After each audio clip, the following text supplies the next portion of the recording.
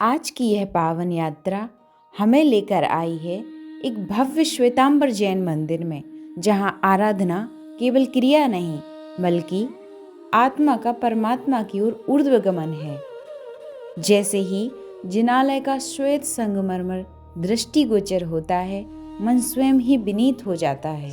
यह भव्य श्वेतांबर जैन मंदिर है, शत्रुंजय गिरनार की परंपरा की भांति निर्मित और शिखरजी तीर्थ की महिमा को अद्भुत रूप प्रस्तुत करता है। शिखर पर विराजमान श्री शंखेश्वर पार्श्वनाथ प्रभु, श्री आदिनाथ भगवान, श्री महावीर स्वामी, श्री गौतम गणधर गुरु मंदिर एवं तीर्थ रक्षक भूमिया देव हैं। यहाँ की प्रत्येक प्रतिमा अंजन शलाका एवं प्राण प्रतिष्ठित है और प्रतिदिन विधिवत पूजन होता है। यह स्थान केवल एक मंदिर नहीं बल्कि आत्मशुद्धि, समता और मोक्ष मार्ग की प्रेरणा है। ऊंचे शिखर, सुगठित वास्तुशिल्प और शांतिमय आभा, मानो यह संपूर्ण परिसर हमें कह रहा हो, हे जीव, तू भी शुद्ध है, बुद्ध है, अनंत शक्तियों का स्वामी है, बस अपने स्वरूप को पहचान। ये जो आप सामने शिला देख रहे हैं, यह एक प्राकृतिक, कहें तो शाश्वत शिला है, जो हमारे लिए अत्यंत पवित्र और पूजनीय है।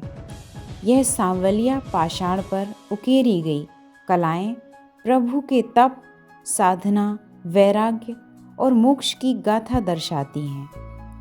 इसी शिला के आधार पर एक गुफा का निर्माण हुआ है, जिसके दर्शन हम आगे करने वाले हैं।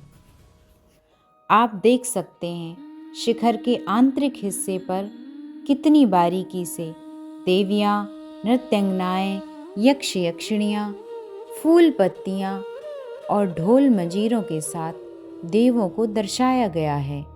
इसी रास्ते से हम छोटे छोटे मंदिरों से गुजरते हुए गुफा की तरफ चलते हैं। यह सर्प के आकार की कृत्रिम गुफा है, जिसमें पार्श्वनाथ भगवान के 10 भवों का वर्णन किया गया है।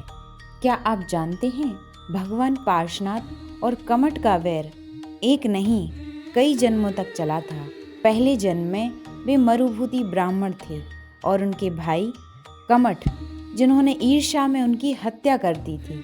अगले जन्म में पार्श्वनाथ भगवान का जीव हाथी और फिर अगले जन्म में देव। हर जन्म में कमठ शत्रु बनकर आया। अंतिम जन्म में वे काशी में उनका जन्म हुआ। 30 वर्ष की आयु में उन्होंने राजपाट त्याग दिया।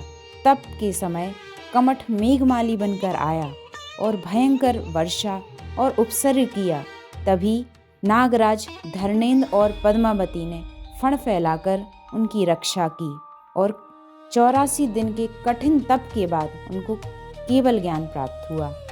यहाँ विराजित मूल नायक प्रभु की दिव्य प्रतिमा अत्यंत शांत, सौम्य और करुणामयी प्रतीत होती है।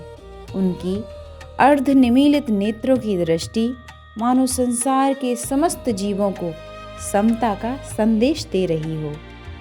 प्रतिमा का प्रत्येक अंग आगमिक मर्यादाओं के अनुसार निर्मित है। शांत मुखमंडल, समभाव की मुद्रा और वीतरागता का अद्भुत तेज। इस जिनालय में विराजमान 24 तीर्थंकर प्रभुओं की दिव्य प्रतिमाएं हमें स्मरण कराती हैं कि प्रत्येक तीर्थंकर ने अनंत तप, त्याग और साधना से मोक्ष पद प्राप्त किया। यही जिनालय का वास्तविक चमत्कार है। यह बाहर नहीं, भीतर परिवर्तन करता है। यह पावन स्थल हमें स्मरण कराता है कि जीवन का परम लक्ष्य केवल भौतिक उपलब्धियां नहीं बल्कि आत्मकल्याण है। तीर्थंकर प्रभु ने जो मार्ग बताया, अहिंसा, सत्य, अपरिग्रह, ब्रह्मचर्य और आचौर्य, वही मार्ग हमें भी संसार बंधनों से मुक्त कर सकता है। यह जिनालय हमें सिखाता है, स्वयं को जीतो तो जग जीत लिया।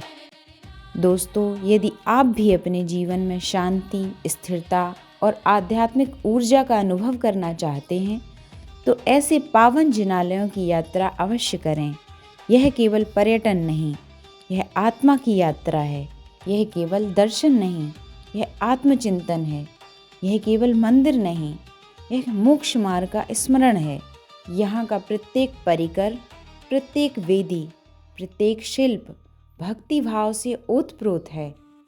ऐसा प्रतीत होता है मानो स्वयं देवगढ़ भी यहाँ अदृश्य रूप से आराधना में लीन हों।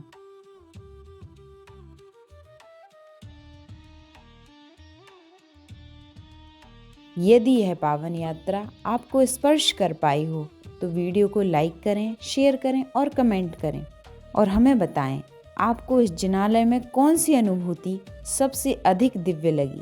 अगर आप भी किसी क्षेत्र का वीडियो बनवाना चाहते हैं तो हमसे संपर्क कर सकते हैं। साथ ही इस वीडियो को अपने अपनों तक ज्यादा से ज्यादा शेयर करें और जिन धर्म की प्रभावना करें।